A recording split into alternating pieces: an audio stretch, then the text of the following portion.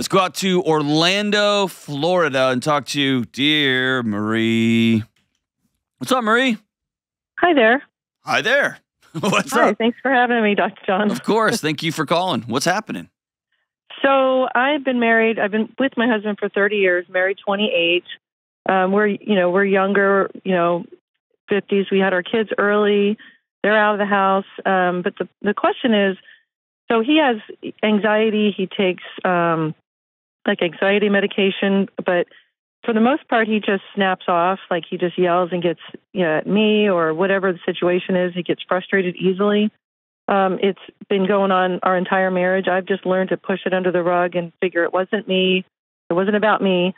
And, that he just has anxiety issues. Well, it's starting to get, it's getting to me again. And, and I just don't know kind of the direction we should go. We've had talks about it. He understands. He knows his anger issues. He's not violent in any way, just his tone. And he's just, he's a big guy. And when he screams, it makes you nervous, I want to reframe that. That's violence.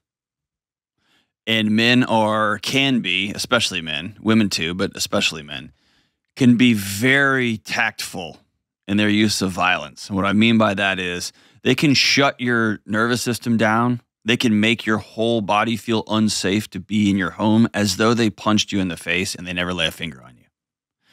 And that's part of the insidious nature of it. If he's screaming and yelling, he's a big guy and he's hollering and throwing stuff and getting mad at you for whatever. That's every bit violence. That is every bit violence. And he's not where he doesn't throw things or nothing like that, or he's not like physically violent. Mm-hmm. But the tone and the screaming, and he's just aggravated at traffic, at people, at me, just like, and it goes in waves. Some days he's just for months, he's the nicest person in the world. He'll do anything for you.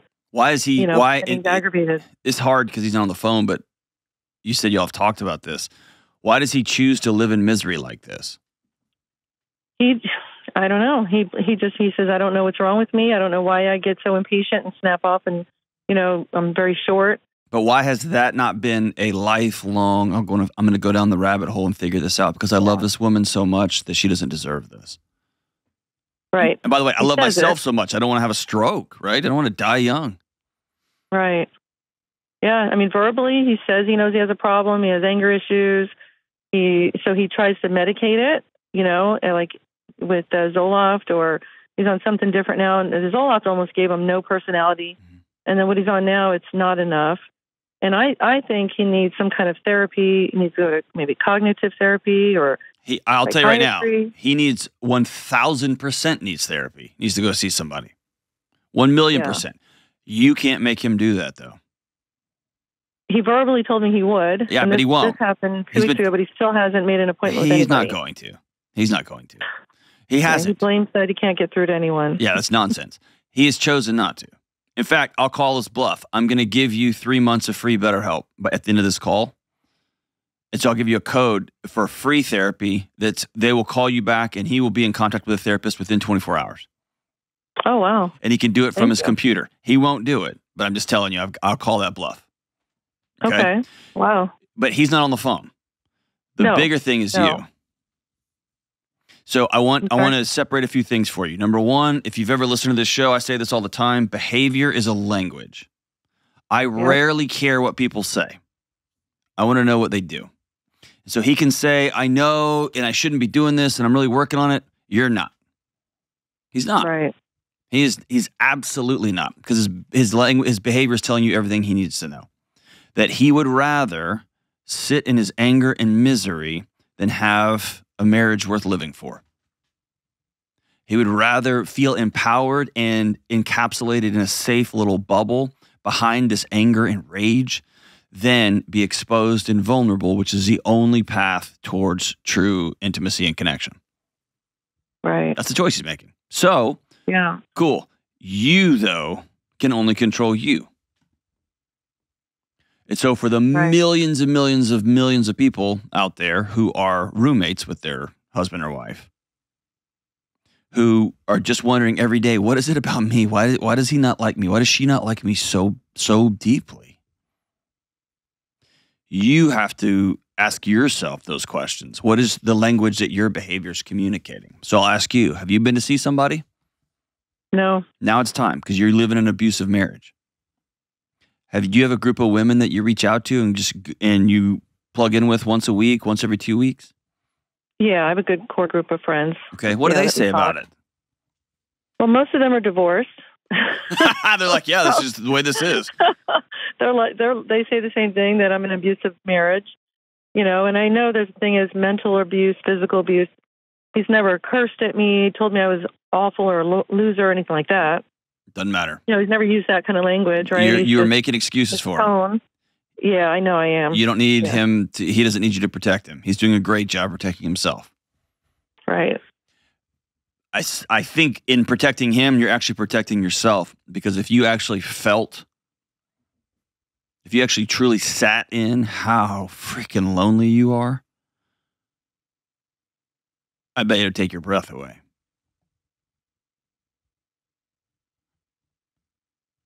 Is that fair? Yep. Yeah. I'm so sorry. No, don't be sorry. I'm heartbroken for you. Yeah, it's hard because I do love him. We are, we're physically attracted to each other, and I make those excuses for that. And I'm like, well, the times that he's good, he's great. And then when he goes down that rabbit hole, like you say, I'm like, oh, there he is. There's a little, demon showing himself. And what you don't realize, maybe you realize that. That's not fair. Maybe you do. Most people don't realize is that your body sets off to protect you even during the good times. So even the good times, you're not fully plugged into each other, because there's still a part of your body that would be failing you if it wasn't on guard. It's true. And so it's like hugging somebody with one arm. You can hug them tight, but it's not all the way. Right. And so I think the conversation has to eventually do one of two things. Step one is, and I don't think this is the path, but I'm never going to take this option from somebody. In a violent one, I'll make phone calls. In this situation, I can tell you, just as your friend, this is what you've made peace with. This is what you've made peace with. And if he just starts yelling and you choose to leave and go sleep in a hotel until he quits acting like a 4-year-old, then cool. I hope that's not what you cash out and choose to live. No. The other piece is you sitting down somewhere in a neutral location, not in your home, but somewhere where you look across a table, and you've probably written this down in a form of a letter so that you can read it, and because it's going to be emotional, it's going to be heavy. And you look at him and say, I'm so lonely, I can't breathe. And you scare me, and you've scared me for 30 years. And I'm scared in my own home, and it has to end now. No more excuses. Either you have the courage to leave me, husband, or you have the courage to go get well. But I can't be scared and terrified in my own home anymore by the man that I love more than anybody else. Yeah. That's it. That's perfect. But here, hold on. It's perfect, but it's scary, because he might say, I'm not going to counseling. I'm just not. You know who you married. It's been this way for 20 years, whatever crap he wants to throw. And then you have to make a hard call. The or what decision. Or what?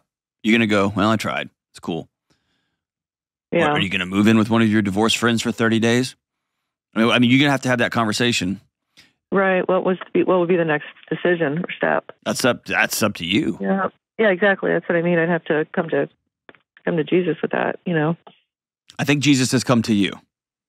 I think what happened that inspired this call? Usually something happened. Friends of ours, we were on a trip, and some friends finally saw the real Nick, and I saw it, and I was humiliated. The way he talked to them, he exploded on them because they were talking about how he was driving and just ridiculous stuff. We couldn't make a decision on a restaurant, and he just yelled at everyone, and I just sat there and total embarrassment. Sure. And that, and it was just like the final, oh my God, someone else finally saw this. Was he embarrassed? He apologized later. He apologized for embarrassing me, but I don't think he was embarrassed. He didn't say he was. He just said he was sorry that he embarrassed me, and then he felt terrible for that. And that he would do therapy. He said he would, but that was 2 weeks ago. Mm-hmm. You know, and I haven't brought it up. Just letting him figure it out. But that's always been your move, and he doesn't figure it out, and he won't figure it out. He won't. You're right. It never will. Yeah. Yeah.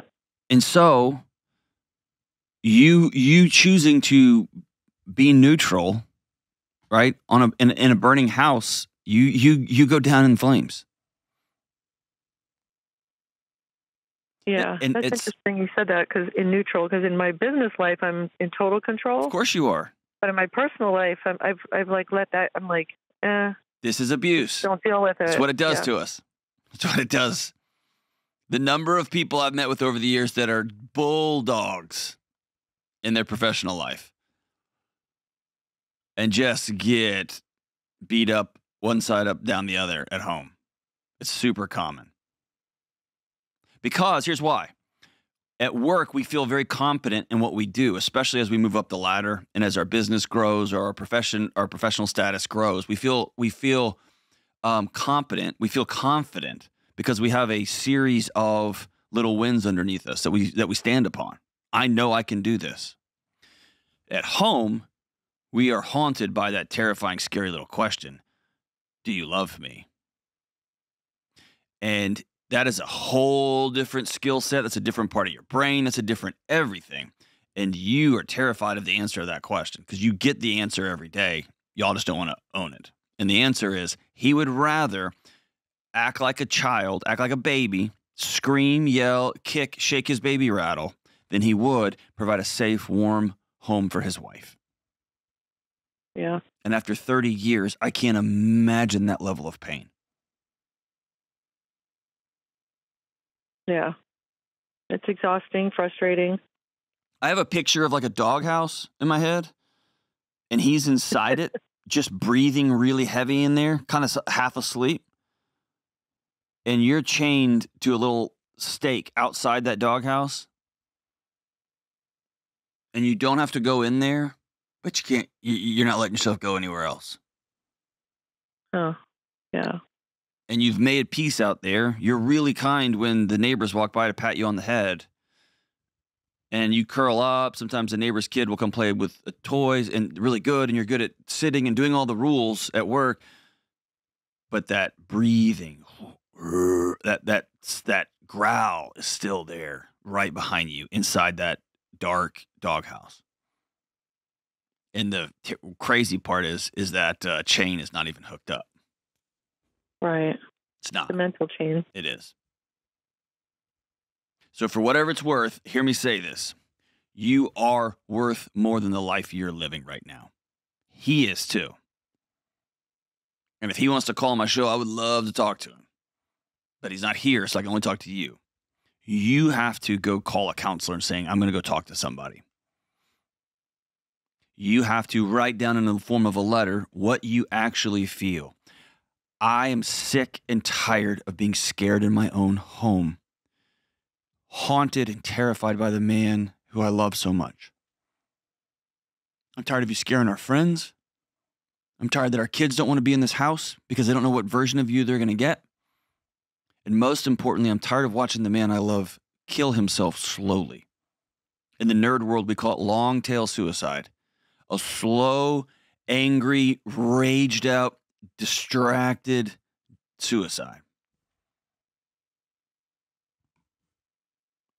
But non-engagement can't be an option anymore. Unless that's just the way you're going to roll, dude. I hope you look in the mirror and realize that Marie from Orlando is worth more than that. I can't give that to you. Hang on the line. We're going to hook you up with BetterHelp, and we're going to call his bluff. And I'm going to send you a copy of Building a Non-Anxious Life. I'm also going to send you a copy of Own Your Past, Change Your Future. I think that's a book that you would get some great benefit about living in traumatic situations and these stories that keep us chained and then asking that scary question, what are we going to do next? So I'm going to send you both of them. I'm going to hook you up. Anything you need, call me back. I'll walk with you. But this is going to take a drastic snow globe shakeup for anything new to happen in this marriage. And I think that's going to be up to you.